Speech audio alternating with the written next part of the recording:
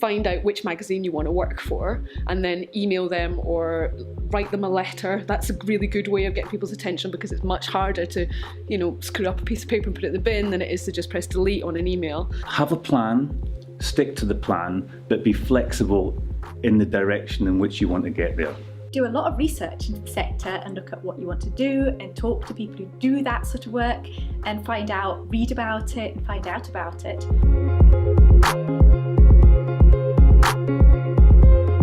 Write to them personally, find out who the MD is or the publisher or whoever is the person to speak to, the editor maybe.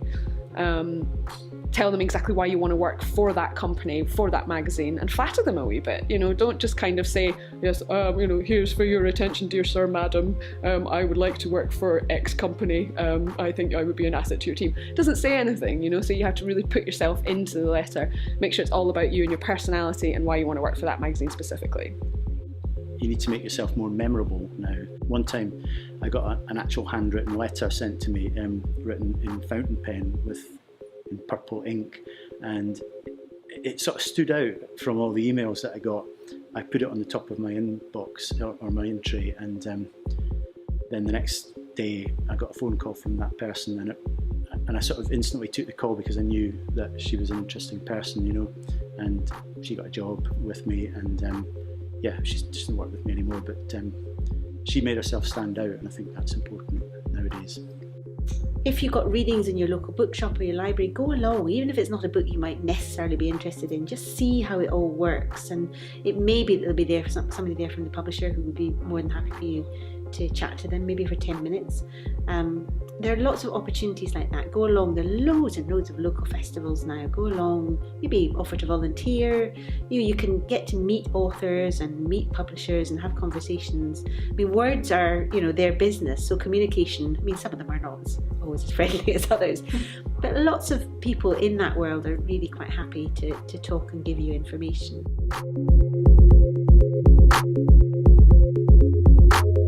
Your degree doesn't really matter.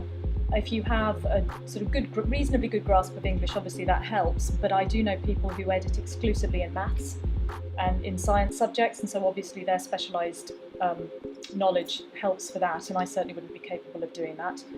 And then once you have a degree, really there are various organisations such as Publishing Training Centre or the Society for Editors and Proofreaders or Publishing Scotland, all of which do different levels of editing qualifications, and from that point, once you have a vague idea of what's involved from these basic courses, you can just build on that really and just try and get experience. I should have gone into freelancing sooner. I wish I hadn't spent a year at university, because that gave me about a £4,000 debt which I've been trying to pay back, and it actually took me till about 3 years ago, and I went to university about 12 years ago just to get rid of that debt, and I don't really feel like I learned a lot, but it was a completely different course. It wasn't what I wanted to do, so maybe not as relevant. Just believe in yourself and believe that whatever you want to do, you can do that. All you got to do is make that decision and then actually just go out and do it. There's only a few things in life that doesn't apply to. You just got to work hard and you'll get there. Definitely to do some volunteering, so you've got a bit of an idea about what it's like working in the library, but also you've got something to chat about on job interviews or put onto your form.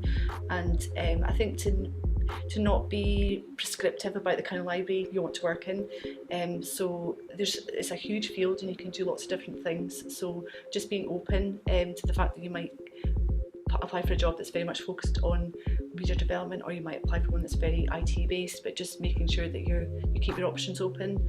And also I also think even just visiting libraries, asking if you can meet the librarian just to get a wee bit of an idea about what goes on in the sector, so you've got an awareness about what the issues are, what are the political issues to do with libraries, what are the day-to-day realities about budgets, and I think just to show, if you go for an interview, that you've got an idea of what's going on in the field as a whole. Experience means everything. And even though the experience might not be at a level of the type of job you want to have, something is better than nothing. It demonstrates that you have got a passion and an interest for the subject matter or the type of programs you want to make. It shows that you've been quite entrepreneurial and started to make those first steps in the career yourself. And I think that's a key thing. The responsibility in the creative industries lies for you as an individual to make those connections. And from those initial connections, you'll be amazed at what happens. Really get to know the world of books, publishing and books and reading. You'll go and sit in your local library and just listen to what's happening there, watch people, how they choose books. A bookshop, I think, is a wonderful place to work. I just loved it. And if you, as a bookseller, recommended a book to somebody and then they come back and say, oh, I love that book, can you tell me something else that would be good? That's tremendously rewarding, and it teaches you a lot about how the world interacts. And essentially, is that interaction. It's the people that, it's the librarians who buy for libraries, it's the readers who buy for themselves, it's the grannies who buy for their children. It's that interaction which is what the whole industry is built on. Start learning now. Do work experience. Get off your backside and have a blog.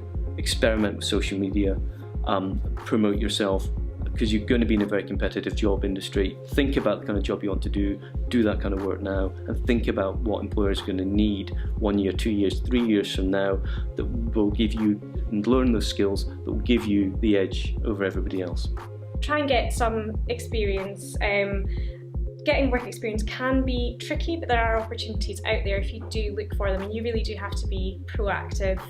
I would advise going to literary events, sort of finding out what's going on in your local area, and also just even looking on Twitter and publishing in Twitter. They just go together so well, and that's a really great way to find out what's going on, who publishes what's going on, what sort of the new trends are, and just being really knowledgeable about the industry. Make the most of the opportunities that you have at university. There are so many great societies you can get involved in, whether that's the newspaper or Edinburgh University sort of Publish Ed, getting involved and things like that. And also, you have a bit more free time occasionally as you're a student. Once you're in a full-time job, it's hard to sort of really use your time to do all those extracurricular things that are going to make your CV really stand out. So make the most of your opportunities and your time while you're at university. Volunteering, choosing what sort of volunteering opportunities you do wisely, but choose things you think sound interesting will give you lots of experience. And also, if you see jobs coming up, so sessional jobs or part-time jobs, especially when you're studying, that can be a really good start into the sector as well, I think. You really have to show that you've got evidence of your enthusiasm. I think volunteering has become a big part of that now, and there are a lot of organisations, especially if you're based in Edinburgh, and all of these organisations have meetings, groups, activities that they're looking for volunteers on, and it'll really make you stand out from the crowd if you've made the effort to do that. I wouldn't worry about what it is that you've started out doing. My first really well-paid job was in a chicken factory, and you can take some of the skills from that and apply it to any situation. So don't worry if it doesn't seem like that's your dream job and you're going to be doing it forever. It's only a step on the ladder.